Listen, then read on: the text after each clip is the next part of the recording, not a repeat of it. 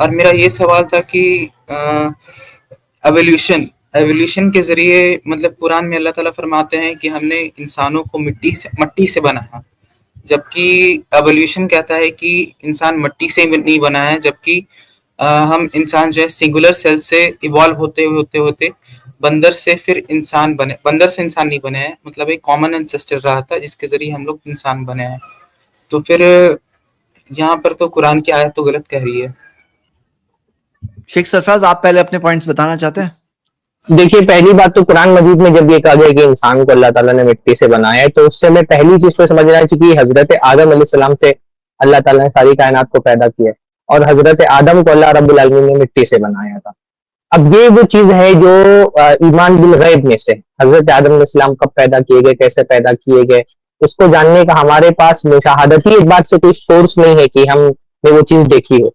कुछ चीजें वो होती हैं शरीयत की जो हमारे आंखों के सामने होती है, हम उनके तजर्बा करके उस तक के पहुंच सकते हैं, या अपने मुशाहिदे से पहुंच सकते हैं, अपनी लेबोरेटरी में चेक करके पहुंच सकते हैं। जैसे अभी ये जो आसमान और जमीन के एक होने की बात हुई, कुछ चीजें वो होती हैं जिसका ताल्लुक उमूर गैबिया से होता है, आलम गैब से होता है, अनसीन वर्ल्ड से होता है। ये अनसीन वर्ल्ड है जिसमें अल्लाह ताला ने हजरत आदम अलैहिस्सलाम को मिट्टी से पैदा किया और फिर हजरत आदम अलैहिस्सलाम को अल्लाह ने दुनिया में भेजा। तो जब हम ये देखते हैं कि कुरान में वो आयतें मौजूद है जिनसे ये पता चलता है कि ये कायनात का खालिक की किताब है, तो अब अगर हमारा कुछ चीजें वो हैं जो हमारे तजर्बे और मुशाहिदे से साबित हो गई कि हाँ कुरान मजीद अल्लाह की किताब है, तो फिर उस किताब में अगर वो चीजें बयान की गई हैं जो हमारे तजर्बे और मुशाहिदे से साबित नहीं है, तो भी ईमान का तकाजा यह है कि वो चीजें जो हमने नहीं देखी हैं उसको बगैर देखे भी मान लें। तो हजरत ये कहा गया कि इंसान को अल्लाह ताला ने मिट्टी से बनाया है, तो उससे एक मुराद ये है कि हजरत आदम अलैहिस्सलाम को अल्लाह रब्बुल आलमीन ने मिट्टी से पैदा किया, फिर सारी कायनात जो है वो उन्हीं के उससे निकली। और कोई जवाब आपको इस पे ना, इस टॉपिक पे 1 घंटे का लेक्चर भी दे सकता हूँ, लेकिन मैं 1 घंटे का लेक्चर नहीं दूंगा। मैं उसमें से एक बहुत रेलेवेंट बात बताऊंगा बस। जैसे आपने कहा ना कि इसके अंदर बस एक ये आ जाए, एक सेल। हाँ, तो जो लोग कहते हैं एवोल्यूशन के बारे में, वो कहते हैं हमें बस एक फर्स्ट सेल दे दो, बस फर्स्ट सेल, फिर आगे वहां से सेल में से ग्रोथ हुई हम बताएंगे। हालांकि वहां पे भी बहुत सारे प्रॉब्लम है, लेकिन मैं जो वो बात बोल रहे हैं ना फर्स्ट सेल, मैं यही टॉपिक पे बात करता हूं। अभी इसी में शॉर्ट में जवाब सुनिए। और मैं आपको बोल रहा हूं ना कि ऐसी बात है कि कोई इंसान सिर्फ एक ओपन माइंड से सिर्फ सुन ले ये इतने पॉइंट्स इंशाल्लाह, तो उसका पूरा बिलीफ पूरा तरह से ब्लॉक हो जाएगा इंशाल्लाह। अब क्या है ना, वो जो कहते हैं एक सेल दे दो, तो एक सेल क्या बाय चांस बन सकती है? एक सेल कहां से आई बताओ? एक सेल प्रोबेबिलिटी क्या है कि वो खुद ब खुद बन जाए किसी भी लिविंग क्रीचर में? जो लाइफ कैसी है वो तो सेकंड क्वेश्चन है। हाँ, अब यहाँ पे हार्डवेयर बाद में बात करेंगे, पहले अभी सॉफ्टवेयर बाद में बात करेंगे, हार्डवेयर की बात कर रहे हैं। यानी हार्डवेयर यानी उसके अंदर जो सेल कैसे बनी, हम उसके बारे में बात कर रहे हैं। जी, क्या बोल रहे थे आप? ये लोग बोलते हैं कि यूरी मिलर एक्सपेरिमेंट का, आप जैसे बोल रहे थे ना सॉफ्टवेयर कहाँ से आया, तो फिर ये लोग बोलते हैं कि एक्स मुस्लिम लोग बोलते हैं कि यूरी मिलर एक्सपेरिमेंट को बार बार ये लोग हमेशा मतलब प्रूफ बना करके बोलते हैं कि यूरी मिलर एक्सपेरिमेंट में क्या हुआ कि कुछ गैसेस थे और कुछ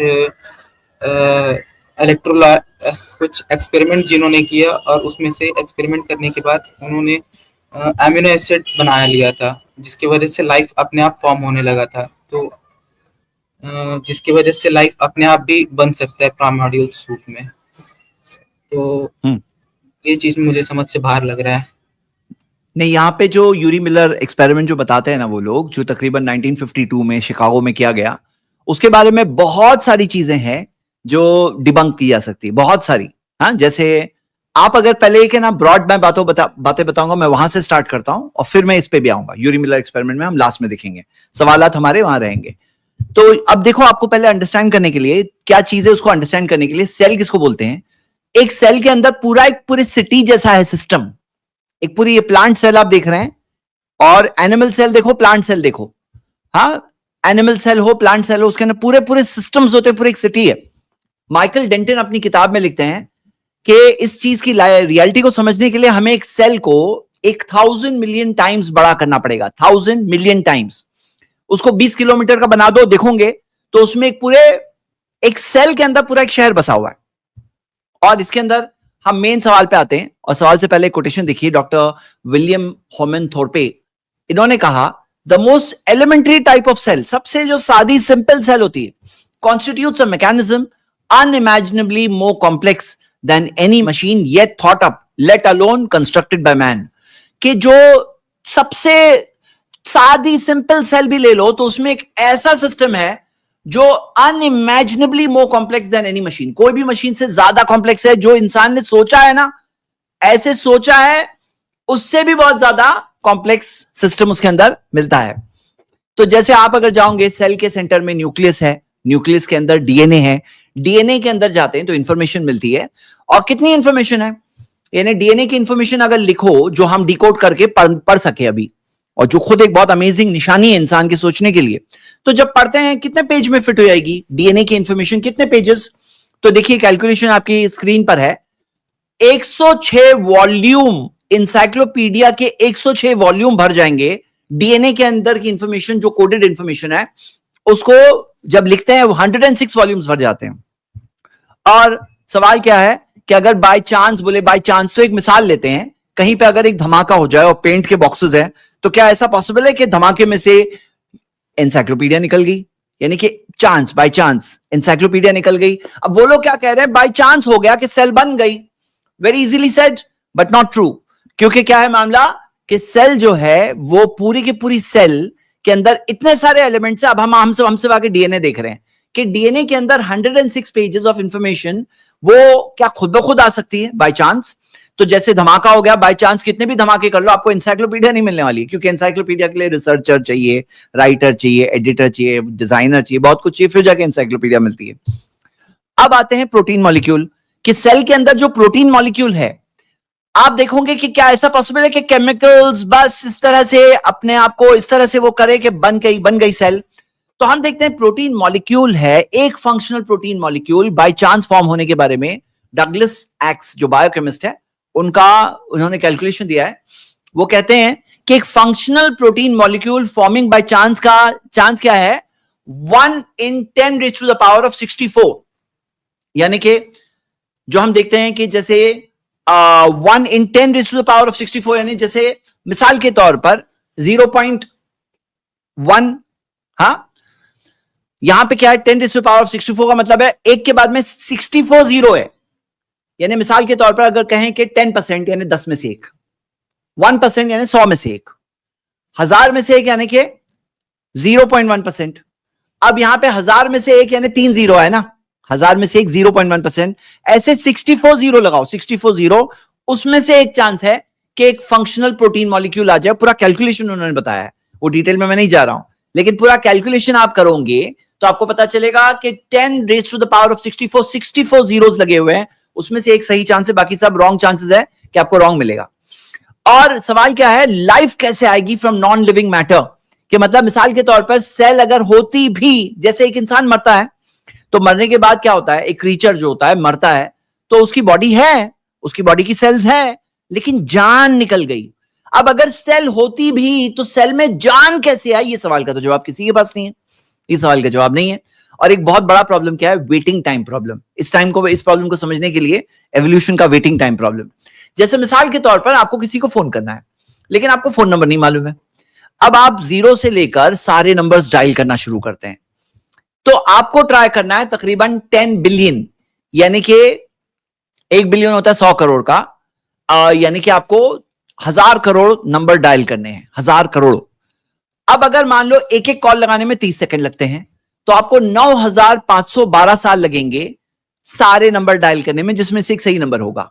अगर 30 सेकंड में एक कॉल लगता है तो ये एक 10 डिजिट की बात हो रही है। डीएनए में कितना लंबा कोड है, डीएनए में कितना बड़ा कोड है, आपके पास 106 वॉल्यूम्स भरे हुए इंटेलिजेंट इंफॉर्मेशन, जैसे हमारी आईज का कलर, हमारी बॉडी की हाइट, बिल्ट, स्किन का रंग, ये सारी चीजें डीएनए से आती है, इंटेलिजेंट इंफॉर्मेशन। तो यहां पे आप खुद सोचो कि एक फोन नंबर है 10 डिजिट का नंबर है, आपको नंबर सही नहीं मालूम है, बाय चांस सही नंबर लगाने की कोशिश करना है तो आपको 9500 साल लगने वाले हैं, और आपको 1000 करोड़ कॉल लगाने पड़ेंगे, तब जाके उनमें से एक सही होगा। हाँ, एक सही होगा। तो यहां पे ये जो है ना, जैसे एक मिसाल ले लीजिए कि सॉफ्टवेयर का कोड है, वो लेकर अगर स्क्रैम्बल कर डाले, स्क्रैम्बल, तो क्या उससे अच्छी सॉफ्टवेयर आ जाएगी? हाँ, सॉफ्टवेयर का कोड लेके स्क्रैम्बल घुमा डालो, स्क्रैम्बल कर दो, मिक्स कर दो, तो उससे अच्छी सॉफ्टवेयर नहीं आने वाली, सॉफ्टवेयर खराब हो जाएगी।